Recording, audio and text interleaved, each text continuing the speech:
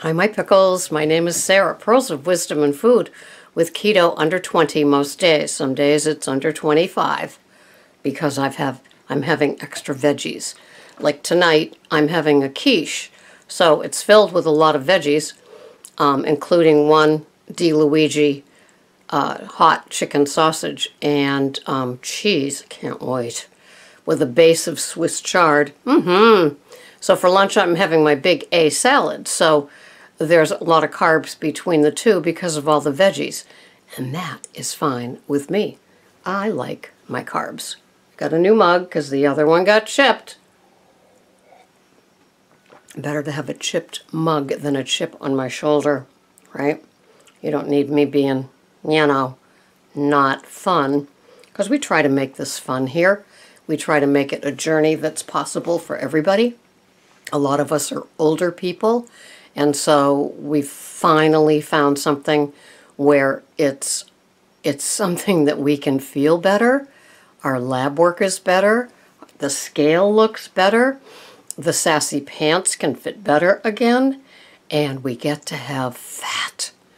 One woman commented to me that she was my age, and she was she just couldn't wrap herself around having the fat, and she felt that there was something dangerous about it still. Yeah, that's a surrender. But once you do, it's like, oh man, this feels great. And to not feel hungry? I mean, how many of you felt food plan and hunger was a given? Like getting drunk and having a hangover is a given, right? It's just like, we just think that there's suffering involved, and it's so nice to find out that you can be satiated and the cravings and the triggers stop, and the cravings won't stop until sugars, I would venture to say even some artificial sugars and fruits, grains, and things like that are given up, because as long as you keep feeding yourself little bits of it, it keeps that pilot light lit for more. And so your taste buds can't get used to savory versus sweet. And getting used to sweet, or I mean getting unused to sweet and used to savory, takes a while. Of course, each person is individual. But I was listening to somebody who started keto and lost 170 pounds on my walk today, somebody I'd never listened to before. And of course, she's in college, so she's young. A lot younger than me. She could be my granddaughter. But she was talking about that eggplant tastes sweet to her now. And peanut butter tastes like a dessert now. And when she has something like eggplant that, what was the vegetable she compared it to? Anyway, she was just surprised at when you get so used to not having sweet that you have something like a carrot. And it's like, oh, you can taste the sweetness in the carrot. So we go along as we can, and I don't have carrots today. I haven't had eggplant in a long, long time. But my vegetables are mostly green leafies with Brussels sprouts, asparagus, and green beans. I love broccoli. I just don't seem to put it on my menu. But yeah, so that's my... and then the reds, the radicchio and the red cabbage. And also today I'm going to saute some organic green cabbage. And I like that. And Greg likes it with some crumbled bacon on top. So however I get the greenies in him, if it takes bacon, why not? How many of us have relied on bacon? A lot of us. Yeah. So, and I'm having bacon in my big A salad today. So there. Take that. So anyway, what motivates you to keep on going? Is it a number on your scale? Is it how something fits? Is it when somebody finally notices that you've lost some weight while being on keto? Women are so hard to give up a compliment, aren't they? I mean, as if we are so competitive. We are so bitchy-witchy with each other. It's just amazing. So it's so much fun. And it's great being older because it's real easy to give out compliments to people, whether they've lost, 3.6 pounds. Which one of my friends just lost that? Or you know, they've gone down a pant size on their jeans. It's so much easier as an older woman to say, "Atta girl, we're not competing. You know, you're 30 or 40 years younger than me. Good for you." And even if they are my age, I am so impressed. And then there's our friend that's even older than me, and I didn't mean it the way it came out, that is older than me, and all the weight she's lost on keto. So I'm telling you, this is the one food plan that an older person can be on and see and feel results. And who doesn't want that? So what motivates me are people like you that comment. And it's always amazing to me when somebody will say something like another, like just say another great video. And it's like, oh, they've been watching me, but this is the first time they've commented. I love that. And, you know, it's kind of neat because it's kind of like, okay, I'm ready to enter into the community. Even if you're not going by your first name and you're going by, you know, some moniker, that's fine too. But sometimes they give up their name to me, right, Erica? And I still have one that comments quite a few times a week, but she hasn't given up her first name yet. Or maybe it's a he. I don't know, because nothing's coming forward. So I get motivated when people like you comment how the food program of keto works. And we all get here the way that we get here. And I've done lots of podcasts and you've done lots of sharing about the journey to get to keto. But when you start having and seeing and feeling the results, be it with the scale or pants or a lab result or a compliment or, you know, just getting into your car, the seatbelt feels different. Getting behind the wheel is different. You don't have to push the seat back and forward just to get in backwards and forwards to get your feet close enough to the pedal, right?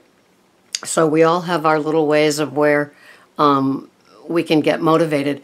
And sometimes it's just so personal. We don't even talk about it. You know, some people want the recognition, need the recognition, and then other people are just so quietly, humbly delighted. And you know, where I am today at 67 with my keto food plan, it humbles me. I do my daily weigh-in. Today is a Thursday, so I got onto the scale, and you know, I'm in the low range of my 2-point window of the range that I allow myself, and it feels great. You know, I have a lot of water retention issues, so when it's humid out, you know, I expand like a sponge, and when the humidity goes away, I find myself peeing a lot. I hope that's not TMI. And so maybe that's why the scale dipped down to the lower range of the 2-pound range. I don't know, but it's motivating. And so I weigh Thursday to Thursday, and that's after going from, you know, weighing myself a few times a day to once a day to twice a week, and now I'm just down to Thursday. And it works for me. You know, I'm not, the lower number, of course, stays with me, and I get kind of excited, but it doesn't define me. But, you know, if you've had your battles with scales and weights and gaining and losing, I don't have to tell you how it plays in your head 24/7, you know. And if we're talking like point something, like you've gained 0.3 pounds, how that plays, well, especially on me and maybe on you too. And it just doesn't seem to go away, no matter how many times people say, forget the scale, throw it out the window, who needs it, go buy your pant size. It bothers me, and it probably bothers you too. It's just one of those things. But overcoming the fear of eating fat is something that you can surrender to, and you can overcome, and you can enjoy what's not to enjoy. And I don't overdo it. I love to watch Dr. Berg's Skype interviews with the before and after. The one that I watched yesterday was a man, can't remember his first name. I think his last name was kind of funny. It was like a Sampsa. or something like that. And he grew up on a farm, and he didn't eat processed foods, just a lot of the healthy farm-type foods. But then he moved to the city and got a sedentary job. He kept saying sedimentary, but sedentary job. And so he began to pack on the pounds, living in the city and working at a desk job versus out on the farm. And his high weight was, he thinks, 610. And at the time of this taping, he was in the high twos. Can you imagine? Yeah. So like 350 pounds. Total keto, loving it. And he has the recipe. And he kept telling Dr. Berg, and you could tell Dr. Berg was just so like impressed with him and what he has. And he has a kale salad every day, and he'll buy like burger and divide it up. And he doesn't, since he's in the last, I don't know how many months, but he's definitely given up a lot of the adding in oils. He used to have MCT shots, and he used to have avocado oil on just about everything. He's stopped that. But he does have 4 tablespoons of apple cider vinegar, and, well, he called them shots. 4 shots of apple cider vinegar and 4 shots of lemon juice every day in the morning. Bang, bang, bang, bang. All 8 of them every morning. And maybe that helps his metabolism stay revved. So anyway, he has his lemon water in the morning. He doesn't have it later in the day, which is how I do it too. I leave the half a lemon in the glass and keep adding my filtered water to it. But it was great listening to him. It was like a 23-minute interview. And the lady that I listened to today that's lost 170 pounds in her very early 20s, if just 20, and what she has. And when she was strict keto, there were no keto-fied things. And now she's having, well, not really keto-fied, but just interesting to hear her. And she was structured. She likes her green veggies. And she doesn't believe, oh yeah, actually she said she doesn't like keto recipes because they're too fuzzy for her. So she likes her meat with the veggie on the side or her salad on the side. And in the very first keto podcast, I listened to her very first one, and she never had had coffee before or liked it. So she said she had espresso because she had a boyfriend that drank it. And now I don't know how much time has gone by. It must be 2 years because she's lost 170 pounds in 2 years. She says, I love coffee. I have 2 cups in the morning, and then sometimes I have a cup at night. So she's gotten used to her coffee. So it's been a good keto day for me so far, listening to a new person, 2 of her podcasts, what she eats. I also listen to my own when I walk so I can see what I say. So when people say, yes, I love that you said that, then I know what they might be talking about.